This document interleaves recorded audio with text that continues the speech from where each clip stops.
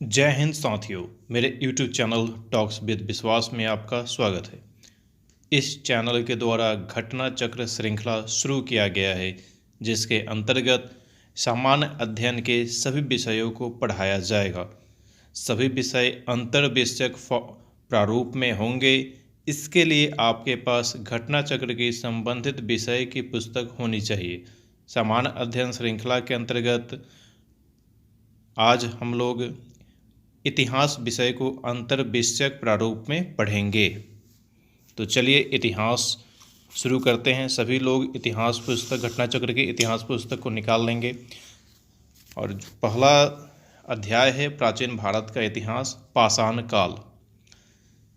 जिस काल का कोई लिखित साक्ष्य नहीं मिलता है उसे प्रागैतिहासिक काल कहते हैं। ध्यान देंगे, जिस काल का कोई लिखित साक्ष्य नहीं मिलता है, लिखा हुआ नहीं होता है, उसे प्रागैतिहासिक काल कहते हैं। आधि ऐतिहासिक काल में लिपि के साक्ष्य तो हैं, यानी स्क्रिप्ट के साक्ष्य हैं, लेकिन अर्थात किंतु उनके अपठ्य या दुर्बोध होने के कारण उनसे कोई निष्कर्ष नहीं निकलता है, यानी वो पठने योग्य नहीं है, अपठनीय है। इसके कारण कोई निष्कर्ष नहीं निकलता है। जब से लिखित विवरण मिलते हैं वह ऐतिहासिक काल है, यानी जिस काल से लिखित विवरण प्राप्त होते हैं वह ऐतिहासिक काल है। प्रागैतिहास के अंतर्गत पाषाणकालीन सभ्यता तथा आद्य इतिहास के अंतर्गत सिंधु घाटी सभ्यता एवं ताम्र सभ्यता, जिसे आहार, जोड़वे आदि आती हैं। ध्यान देंगे, प्रागैतिहास के अंतर्गत पाषाणकालीन सभ्यता तथा आद्य इतिहास के अंतर्गत सिंधु घाटी सभ्यता एवं ताम्र सभ्यता आती है, जबकि वैदिक संस्कृति से ऐतिहासिक काल का आरंभ होता है। ध्यान देंगे, वैदिक संस्कृति से जो है वह ऐतिहासिक काल का आरंभ माना जाता है। और ताम्र सभ्यता मतलब जोड़वे संस्कृति, जोड़वे और आहार। सबसे पहले 1863 ईस्वी में भारत में पाषाणकालीन सभ्यता का अनुसंधान प्रारंभ हुआ। ध्यान देंगे कि सबसे पहले 1863 में भारत में पाषाणकालीन सभ्यता का अनुसंधान प्रारंभ हुआ। उपकरणों की भिन्नता के आधार पर संपूर्ण पाषाण युगीन संस्कृति को 3 मुख्य चरणों में विभाजित किया गया है। जो उपकरण प्राप्त हुए हैं, एक जो काल है वह है पूरा पाषाण काल, मध्य पाषाण काल और नव पाषाण काल। फिर से ध्यान देंगे, संपूर्ण पाषाण युगीन संस्कृति को उपकरणों के आधार पर 3 चरणों में बांटा गया है। पहला चरण है पूरा पाषाण काल, दूसरा चरण है मध्य पाषाण काल और तीसरा चरण है नव पाषाण काल। ध्यान देंगे, पाषाण शब्द का अर्थ पत्थर होता है, अर्थात इस समय पत्थरों का उपयोग किया जाता था। उपकरणों की भिन्नता के आधार पर पूरा पाषाण काल को भी 3 कालों में विभाजित किया गया है। यानी उपकरणों के आधार पर जो है वह संपूर्ण पाषाण युगीन संस्कृति को 3 भागों में बांटा गया। पहला पूरा पाषाण काल, दूसरा मध्य पाषाण काल और तीसरा नव पाषाण काल। उसके बाद फिर उपकरणों की भिन्नता के आधार पर पूरा पाषाण काल को 3 भागों में बांटा गया है। पूर्व पूरा पाषाण काल, मध्य पूरा पाषाण काल और उच्च पूरा पाषाण काल। ध्यान देंगे, पूरा पाषाण काल को भी 3 भागों में बांटा गया है। पूर्व पूरा पाषाण काल, मध्य पूरा पाषाण काल और उच्च पूरा पाषाण काल। पूर्व पूरा पाषाण काल को कोड उपकरण अर्थात हस्तकुठार, खंडक एवं बिदारनी, ये सब पत्थर से बने हथियार थे। मध्य पूरा पाषाण काल में फलक उपकरण, ये फलक संस्कृति तथा उच्च पूरा पाषाण काल दक्षिणी एवं खुरचनी उपकरण पाए गए हैं। सबसे पहले पंजाब की सोहन नदी घाटी से चॉपिंग पेबल संस्कृति के उपकरण प्राप्त हुए। ध्यान देंगे कि सबसे पहले पंजाब की सोहन नदी घाटी, ये परीक्षा में बार बार पूछा जाता है कि सोहन नदी घाटी किस देश से संबंधित हुआ है, पाकिस्तान से। तो सबसे पहले पंजाब की सोहन नदी घाटी से चॉपिंग पेबल संस्कृति के उपकरण प्राप्त हुए हैं। सोहन नदी घाटी पाकिस्तान से संबंधित है। पाकिस्तान देश की राजधानी जो है वो इस्लामाबाद है। जब पंजाब का नाम आया है तो पंजाब के बारे में जान ले थोड़ा। पंजाब शब्द 2 फारसी शब्दों पंज और अब से मिलकर बना है, जिसमें पंज का अर्थ पाँच और अब का अर्थ पानी होता है। इसलिए पंजाब को पांच नदियों की भूमि भी कहा जाता है। ध्यान देंगे कि पंजाब को पांच नदियों की भूमि कहा जाता है। ये जो नदियां हैं वो हैं सतलज, रावी, झेलम, ब्यास और चिनाब। फिर ध्यान देंगे, नाम सुनेंगे उनके, सतलज, रावी, ब्यास, झेलम और चिनाब। इसको भी याद कर सकते, SBRJC, SBRJC, सतलज, रावी, ब्यास, झेलम और चिनाब। सबसे पहले मद्रास के समीप बदमदुरै जो मद्रास के समीप है तथा अतिरमपक्कम से हैंड एक्स संस्कृति के उपकरण प्राप्त किए गए हैं। इस संस्कृति के अन्य उपकरण क्लीवर, स्क्रैपर आदि हैं। भारतीय भूगर्भ सर्वेक्षण के वैज्ञानिक रॉबर्ट ब्रूस फूट ब्रिटिश भूगर्भ वैज्ञानिक और पुरातत्वविद थे। यानी कि क्या कर रहा है कि भारतीय भूगर्भ सर्वेक्षण के वैज्ञानिक रॉबर्ट ब्रूस फूट ब्रिटिश भूगर्भ वैज्ञानिक और पुरातत्वविद थे। उन्होंने 1863 में मद्रास के पास पलवरम नामक स्थान से पहला हैंड एक्स प्राप्त किया था। रॉबर्ट ब्रूस फूट ने मद्रास के पास पलवरम नामक स्थान से पहला हैंड एक्स प्राप्त किया था। उनके मित्र विलियम किंग ने अतिरमपक्कम से पूर्व पाषाण काल के उपकरण को खोजा था। जो रॉबर्ट ब्रूस फूट थे उनके मित्र थे विलियम किंग ने अतिरमपक्कम से पूर्व पाषाण काल के उपकरण प्राप्त किए थे, यानी खोजा था उन्हें। आपकी जानकारी के लिए बता दूं कि भारतीय भूगर्भ सर्वेक्षण की स्थापना 4 मार्च 1851 को थॉमस ओल्डहम द्वारा किया गया था। भारतीय भूगर्भ सर्वेक्षण की स्थापना 4 मार्च 1851 को थॉमस ओल्डहम द्वारा किया गया था और भारतीय भूगर्भ सर्वेक्षण का मुख्यालय पश्चिम बंगाल की राजधानी कलकत्ता में है। वर्ष 1935 में डी टेरा के नेतृत्व में एल कैम्ब्रिज अभियान दल ने सोहन घाटी में सबसे महत्वपूर्ण अनुसंधान किए। डी टेरा के नेतृत्व में 1935 में एल कैम्ब्रिज अभियान दल ने सोहन घाटी में सबसे महत्वपूर्ण अनुसंधान किए। बेलन घाटी में इलाहाबाद विश्वविद्यालय, इलाहाबाद शहर का नाम प्रयागराज कर दिया गया है। बेलन घाटी में इलाहाबाद विश्वविद्यालय के GR शर्मा के निर्देशन में अनुसंधान किया गया। पूर्व पुरापाषाण काल से संबंधित यहाँ 44 पुरास्थल प्राप्त हुए हैं।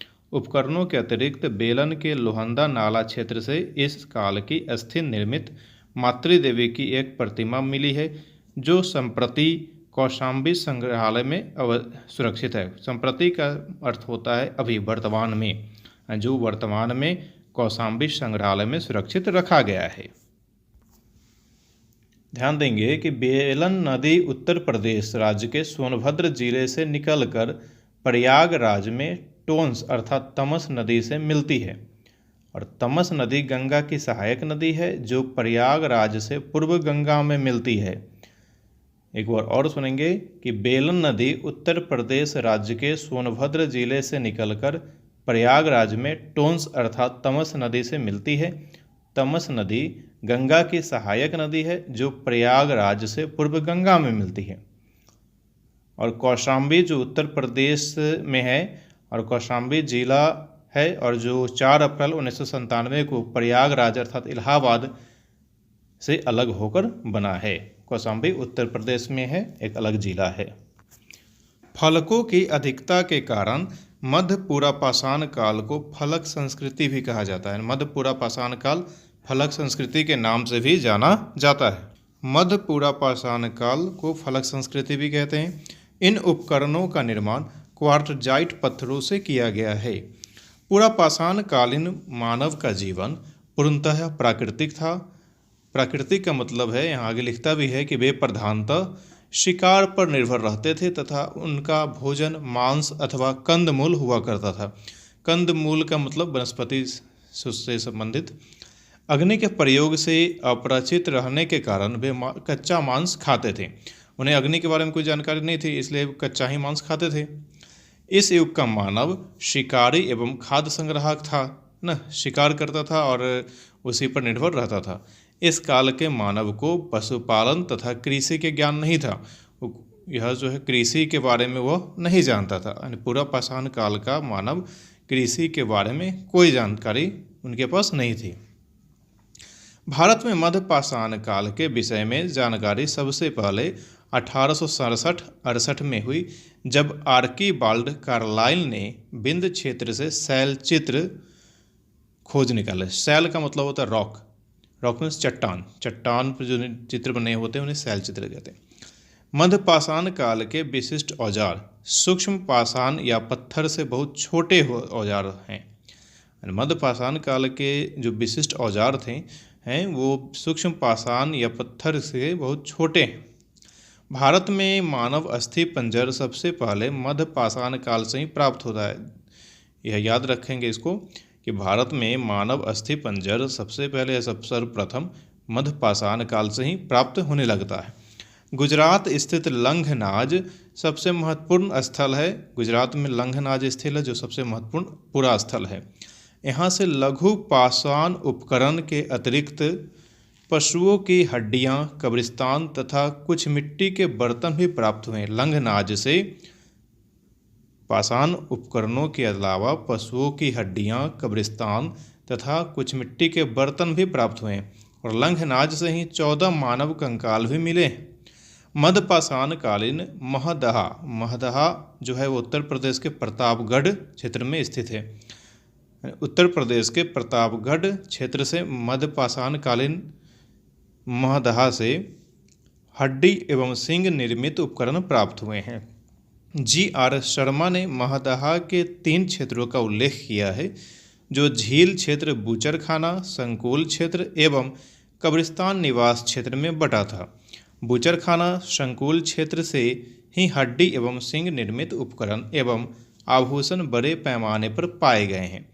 डॉक्टर जयनारायण पांडे द्वारा लिखित पुस्तक पुरातत्व विमर्श में महदहा, सराय, नाहर राय एवं दमदमा तीनों ही स्थलों से हड्डी के उपकरण एवं आभूषण पाए जाने का उल्लेख है। डॉक्टर जयनारायण पांडे द्वारा एक पुस्तक लिखी गई, उस पुस्तक का नाम है पुरातत्व विमर्श। उसमें उन्होंने लिखा है कि महदहा, सराय, नाहर राय एवं दमदमा तीनों ही स्थलों से हड्डी के उपकरण एवं आभूषण पाए गए हैं। दमदमा में किए गए उत्खनन के फलस्वरूप पश्चिमी तथा मध्यवर्ती क्षेत्रों से कुल मिलाकर 41 मानव शवाधान ज्ञात हुए। इन शवाधानों में 5 शवाधान युग्म शवाधान हैं और एक शवाधान में 3 मानव कंकाल एक साथ दफनाए हुए मिले हैं। शिव शवाधानों में एक एक कंकाल मिले हैं। इस प्रकार कुल 48 मानव कंकाल प्राप्त हुए। सराय नाहर राय से एक ऐसी समाधि मिली है जिसमें 4 कंकाल एक साथ पाए गए हैं। सराय नाहर राय से ऐसी समाधि प्राप्त हुई है जिसमें 4 मानव कंकाल को एक साथ दफनाया गया था। यहाँ की कब्रें अर्थात समाधियाँ आवास क्षेत्र के अंदर थी, यानी घर के अंदर। कब्रें छिछली तथा अंडाकार नुमा थी। विंध्य क्षेत्र के लेखहिया के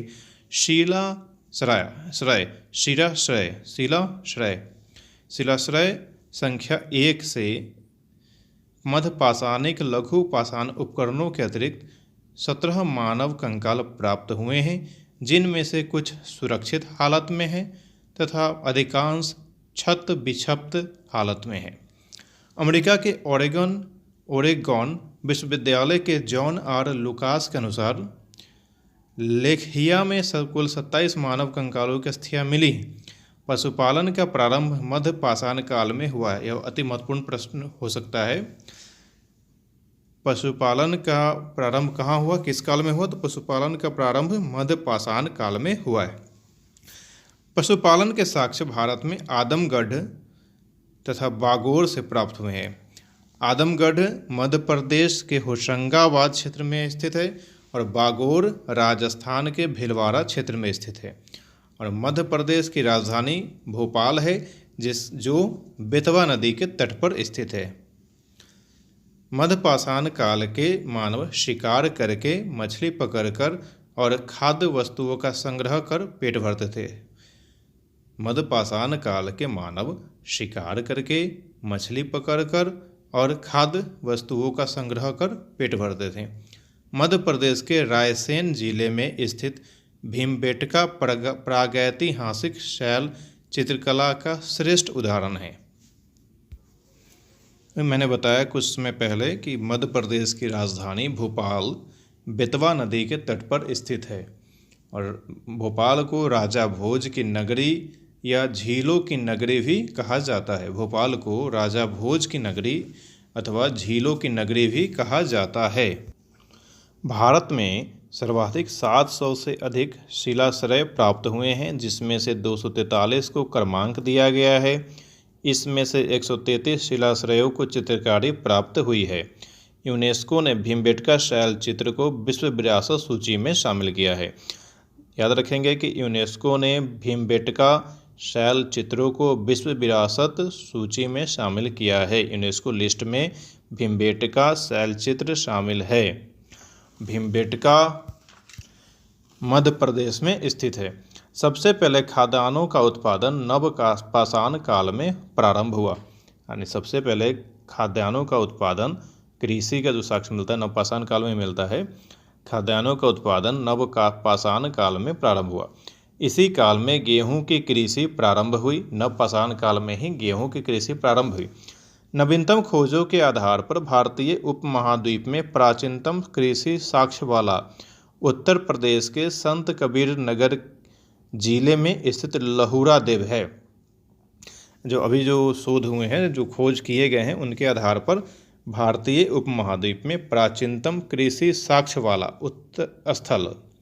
प्राचीनतम कृषि साक्ष्य वाला स्थल उत्तर प्रदेश के संत कबीर नगर जिले में स्थित लहुरा देव है। लहुरा देव है। यहाँ से 9000 ईसा पूर्व से 7000 ईसा पूर्व मध्य के चावल के साक्ष्य प्राप्त हुए। उल्लेखनीय है कि इस नवीनतम खोज के पूर्व भारतीय उपमहाद्वीप का प्राचीनतम कृषि साक्ष्य वाला स्थल मेहरगढ़ था। मेहरगढ़ पाकिस्तान के बलूचिस्तान में स्थित है और वहाँ इससे पहले जो खोज हुए थे उसके आधार पर कहा जा रहा था कि मेहरगढ़ है, लेकिन अभी यह बदल गया है, यह चेंज हो गया है और अभी जो है यह है लहुरा देव। जबकि प्राचीनतम चावल के साक्ष्य वाला स्थल कोल्डिहवा जो इलाहाबाद जिले में बेलन नदी के तट पर स्थित है। और आपको पता है कि इलाहाबाद का नाम अब प्रयागराज हो गया है। मैं आपको पहले ही बता चुका हूँ बेलन नदी के बारे में। यहाँ से 6500 ईसा पूर्व के चावल की भूसी के साक्ष्य मिले। चीन के यांगत्जी नदी घाटी क्षेत्र में सबसे पहले 7000 ईसा पूर्व चावल उगाया गया था। चीन के यांगत्जी नदी घाटी क्षेत्र में लगभग 7000 ईसा पूर्व पहले चावल उगाया गया था। मक्का का प्रथम साक्ष्य मेक्सिको में पाया गया है। मक्का का प्रथम साक्ष्य कहाँ पाया गया? मेक्सिको में। बाजरा 5500 ईसा पूर्व चीन में। सोरगम 5000 ईसा पूर्व पूर्वी अफ्रीका में। राई 5000 ईसा पूर्व दक्षिण पूर्व एशिया में तथा जई 23000 ईस्वी पूर्व यूरोप में सबसे पहले उगाया गया। मेहरगढ़ से पाषाण संस्कृति से लेकर हड़प्पा सभ्यता तक के सांस्कृतिक अवशेष प्राप्त हुए हैं। मानव कंकाल के साथ कुत्ते का कंकाल बुर्ज होम से प्राप्त हुआ है। बुर्ज होम जम्मू कश्मीर में स्थित है। गर्त आवास के साक्ष्य भी यहीं से प्राप्त हुए हैं। इस स्थल की खोज वर्ष 1935 में डी टेरा एवं पीटरसन ने की थी। गुफकराल कश्मीर में स्थित नवपाषाणिक स्थल है। याद रखेंगे, गुफकराल कश्मीर में स्थित नवपाषाणिक स्थल है। गुफकराल का अर्थ होता है कुलाल अथवा कुम्हार की गुहा। यहाँ के लोग कृषि एवं पशुपालन के कार्य करते थे। चिरांद बिहार के सारण जिले में स्थित है और चिरांद से नवपाषाणिक अवशेष प्राप्त हुए हैं। यह प्रश्न बार बार पूछा जाता है कि बिहार के किस जिले से, किस क्षेत्र से नवपाषाणिक अवशेष प्राप्त हुए हैं। तो चिरांद बिहार के सारण जिले में है और यहीं से नवपाषाणिक अवशेष प्राप्त हुए हैं। आगे देखेंगे, यहाँ से हड्डी के अनेक उपकरण प्राप्त हुए, यानी चिरांद से हड्डी के अनेक उपकरण प्राप्त हुए। साथ ही यहाँ से यानी चिरांद से हिरन के सींगों से निर्मित हड्डी के उपकरण प्राप्त हुए हैं। जो हड्डी के उपकरण मिले हैं वह हिरन के सींगों से निर्मित हैं। नवपाषाण युगीन दक्षिण भारत में मृतकों को दफनाने के स्थल के रूप में बृहत पाषाण स्मारकों की पहचान की गई। नवपाषाण कालीन पुरा स्थल से राख के टीले कर्नाटक में मैसूर के पास बेल्लारी जनपद में स्थित संगनकल्लू नामक स्थान से प्राप्त हुए। जो राख के टीले हैं वह कर्नाटक के संगनकल्लू नामक स्थान से मिला है। और संगनकल्लू कहाँ है? संगनकल्लू मैसूर के पास बेल्लारी जनपद में स्थित है। पिकलीहल, उतनूर आदि स्थल से भी राख के टीले मिले हैं। ये राख के टीले नवपाषाण युगीन पशुपालक समुदायों के मौसमी शिविरों के जले अवशेष हैं। आग का उपयोग नवपाषाण काल की अति महत्वपूर्ण उपलब्धि थी। जो आग का उपयोग है वह नवपाषाण काल की महत्वपूर्ण उपलब्धि थी। धातुओं में सबसे पहले तांबे का प्रयोग हुआ। याद रखेंगे कि धातुओं में सबसे पहले किसका प्रयोग किया गया? वह था तांबा। इस चरण में पत्थर एवं तांबे के उपकरणों का साथ प्रयोग जारी रहा। इसी कारण इसे ताम्रपाषाणिक संस्कृति कहा जाता है। ताम्रपाषाणिक संस्कृति को अंग्रेजी में कहते हैं कैल्कोलिथिक कल्चर। ताम्रपाषाणिक का मतलब तांबा और पत्थर। ताम्रपाषाणिक का अर्थ है तांबा एवं पत्थर एवं तांबे के प्रयोग की अवस्था। भारत में ताम्रपाषाण युग की बस्तियां दक्षिण पूर्वी राजस्थान, पश्चिमी मध्य प्रदेश, पश्चिमी महाराष्ट्र तथा दक्षिण पूर्वी में पाई जाती है। दक्षिण पूर्वी राजस्थान में अनेक पुरास्थलों की खुदाई हुई है। ये हैं आहार, बालाथल, बागोर, उजियाना एवं गिलुंद। ये पूरा स्थल बनास घाटी में स्थित है। बनास घाटी में स्थित होने के कारण इन्हें बनास संस्कृति भी कहा जाता है। आहार का प्राचीन नाम ताम्बवती अर्थात तांबा वाली जगह है। आहार का प्राचीन नाम जो है वह ताम्बवती अर्थात तांबा वाली जगह है। गिलोंद, बालाथल, उजियाना में घरों को चार दीवारी से घेरा गया है। आहार के पास गिलोंद में मिट्टी की इमारत बनी है, किंतु कहीं कहीं पक्की ईंटें भी लगी हैं। गिलोंद में तांबा के टुकड़े मिले हैं। आहार संस्कृति अन्य ताम्रपाषाणिक संस्कृतियों से भिन्न है, क्योंकि यहाँ दूसरे केंद्रों में लाल एवं काले लेप के मृदभांड बने हैं, वहीं यहाँ पर इस लेप के ऊपर सफ़ेद रंग से चित्रकारी की गई कृष्ण लोहित मृदभांड परंपरा विशिष्ट रही है। पश्चिमी मध्य प्रदेश में मालवा, कायथा, एरन और नवदा टोली प्रमुख स्थल हैं। पश्चिमी मध्य प्रदेश में मालवा, कायथा संस्कृति भी है, एरन और नवदा टोली प्रमुख स्थल है। नवदा टोली मध्य प्रदेश का एक महत्वपूर्ण ताम्रपाषाणिक पूरा स्थल है जो खारगोन जिले में स्थित है। नवदा टोली का उत्खनन एच.डी. संकालिया ने कराया था। यहाँ से मिट्टी, बांस एवं फूस के बने चौकोर एवं वृत्ताकार घर मिले हैं। यहाँ के मूल मृदभांड लाल काले रंग के हैं, जिन पर ज्यामितीय आरेख उत्कीर्ण है। काथा संस्कृति जो हड़प्पा संस्कृति की कनिष्ठ समकालीन है। याद रखेंगे, काथा संस्कृति हड़प्पा संस्कृति की कनिष्ठ समकालीन है। इसके मृदभांडों में कुछ प्राक हड़प्पीय लक्षण हैं, पर साथ ही इस पर हड़प्पाई प्रभाव भी दिखता है। इस संस्कृति की लगभग 40 बस्तियां मालवा क्षेत्र से प्राप्त हुई हैं, जो अत्यंत छोटी छोटी हैं। मालवा संस्कृति अपनी मृदभांडों की उत्कृष्टता के लिए जानी जाती है। याद रखेंगे कि मालवा संस्कृति अपने मृदभांडों मिट्टी के बर्तनों मृदभांडों की उत्कृष्टता के लिए जानी जाती हैं। मध्य प्रदेश में कायथा एवं एरन की तथा पश्चिमी महाराष्ट्र में इनाम गांव की बस्तियां किलाबंद है। पश्चिमी महाराष्ट्र के दो प्रमुख पुरास्थल हैं। अहमदनगर जिले में जोरबे, नेवासा और दैमाबाद। पुणे जिले में चंदोली, सोनगांव, इनाम गांव, प्रकाश और नासिका। ये सभी पुरास्थल जोरबे संस्कृति के हैं। अब तक ज्ञात 200 जोरबे स्थलों में गोदावरी का दैमाबाद सबसे बड़ा है। यह लगभग 20 हेक्टेयर में फैला है, जिसमें लगभग 4000 लोग रह सकते हैं। नेवासा अर्थात जोरवे संस्कृति स्थल से पटसन का साक्ष्य प्राप्त हुआ। नेवासा जो है वह जोरवे संस्कृति स्थल है और नेवासा से पटसन का स्थल प्राप्त हुआ है। टोटीदार पात्र परंपरा जोरवे संस्कृति की विशिष्ट पहचान है। महाराष्ट्र की ताम्रपाषाण कालीन संस्कृति जोरवे संस्कृति के नेवासा, दैमाबाद, चंदोली, इनाम गांव आदि पुरा स्थलों में मृतकों को अस्थि कलश में रखकर उत्तर से दक्षिण दिशा में घरों के फर्श के नीचे दफनाए जाने के साक्ष्य मिलते हैं। ध्यान देंगे कि महाराष्ट्र की ताम्रपाषाण कालीन संस्कृति के नेवासा, दैमाबाद, चंदोली, इनाम गांव आदि पुरा स्थलों में मृतकों को अस्थि कलश में रखकर उत्तर से दक्षिण दिशा, याद रखेंगे, उत्तर से दक्षिण दिशा में घरों के फर्श के नीचे दफनाए जाने के साक्ष्य प्राप्त हुए हैं। आरंभिक ताम्रपाषाण अवस्था के इनाम गांव स्थल पर चूल्हों सहित बड़े बड़े कच्ची मिट्टी के मकान और गोलाकार गड्ढों वाले मकान मिले।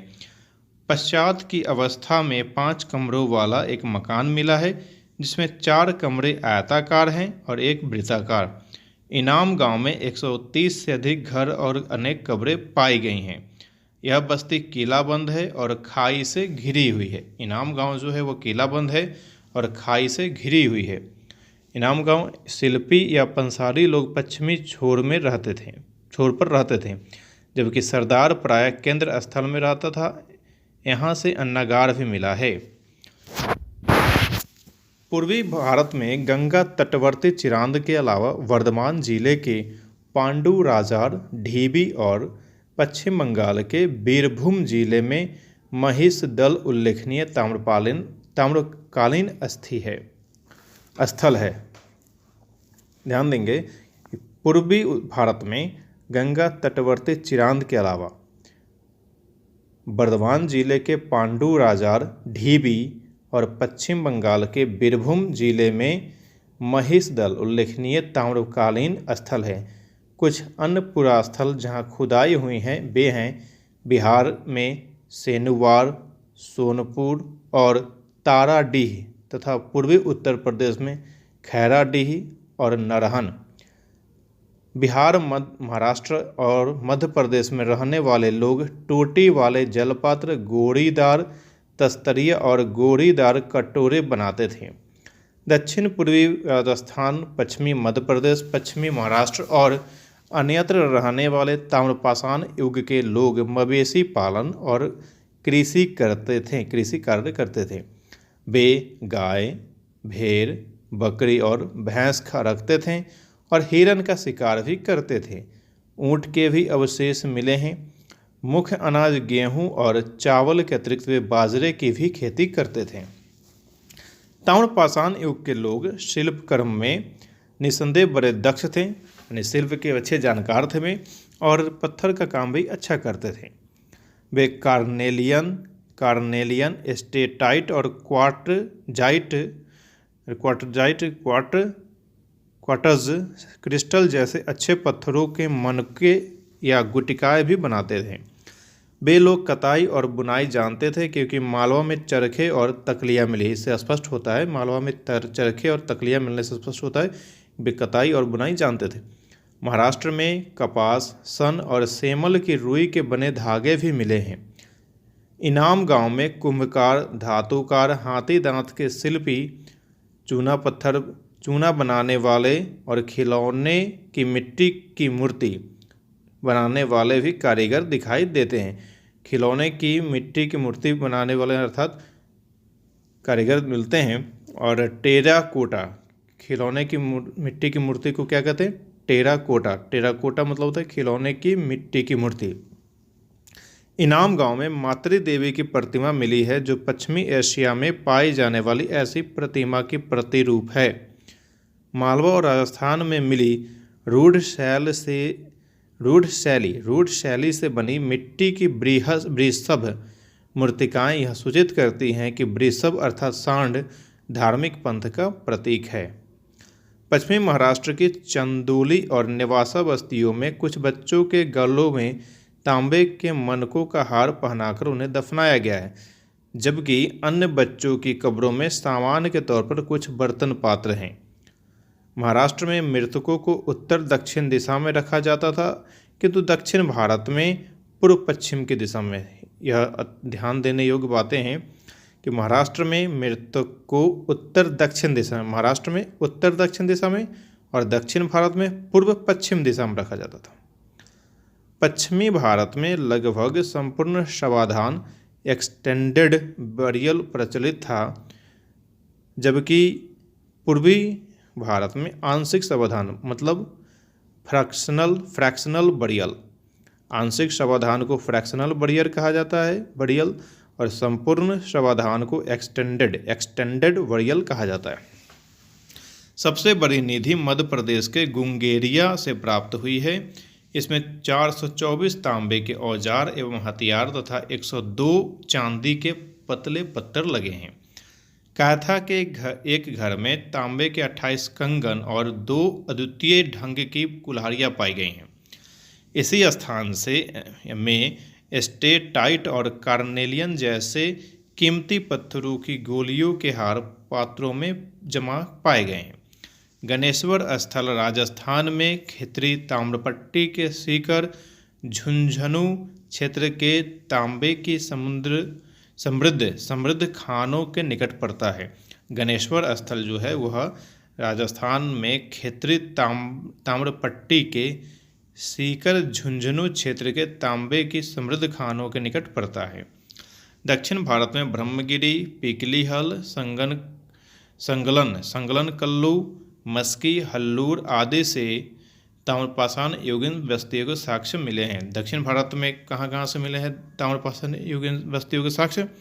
वे हैं ब्रह्मगिरी, पीकलीहल, संगलन कल्लू, मस्की और हल्लूर। दक्षिण भारत में कृषक की अपेक्षा चरवाहा संस्कृति का अधिक प्रमाण मिला है। दक्षिण भारत में कृषि की अपेक्षा चरवाहा संस्कृति का प्रमाण मिला है।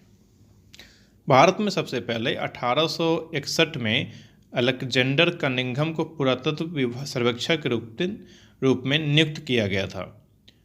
1871 में पुरातत्व सर्वेक्षण को सरकार के एक विभाग के रूप में गठित किया गया था और वर्ष 1901 में लॉर्ड कर्जन के समय इसे भारतीय पुरातत्व सर्वेक्षण के रूप में केंद्रीकृत कर जॉन मार्शल को इसका प्रथम महानिदेशक बनाया गया। 1902 में जॉन मार्शल ने कार्यभार ग्रहण किया। भारतीय पुरातत्व सर्वेक्षण का मुख्यालय नई दिल्ली में स्थित है। यह आप सभी के लिए अति उपयोगी रहा होगा, ऐसा मेरा विश्वास है। अब हम लोग मिलेंगे हमारे अगले एपिसोड 2 जो इतिहास का ही होगा। धन्यवाद।